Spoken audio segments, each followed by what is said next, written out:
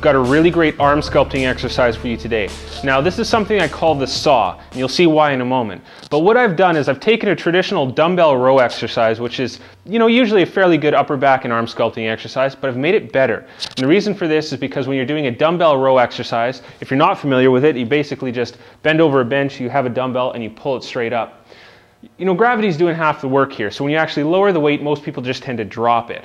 Now, when you do the saw exercise that I'll show you in a minute, it actually forces your muscles to work in both directions, and this is really going to help sculpt your upper arms, but it's also going to help you sculpt the upper back to an even greater extent. So if you've got that bra bulge, you get those rolls of back fat that tend to go over your bra straps, then this is really going to help you tone that up. So another great exercise you can add into your arsenal in the Go Sleeveless system. So for the saw exercise, you're going to need a resistance band. Now here's what you need to do though. You actually double this up twice, and it only works if you double it up twice. So you double it up once, and then you loop it over again.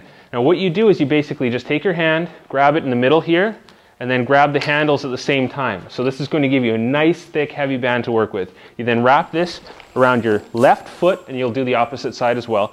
But you put that around your left foot, you then stand up, and what you're doing is you just do this motion here. As you can hear, possibly, I'll put my mic close,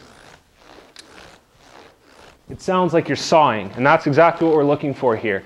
Now you do this continuously, no rest. And what happens is as you're controlling this weight, or the resistance band on the way down, this really forces your upper back muscles and your arms to work really hard. Again, traditionally in a dumbbell row exercise, you just drop the weight.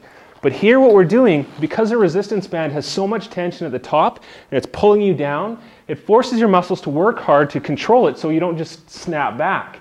So keep this controlled, and this is going to work really well. Again, you hear that saw sound. If you hear that, you know you're doing it right, because that means the band's got lots of tension on it.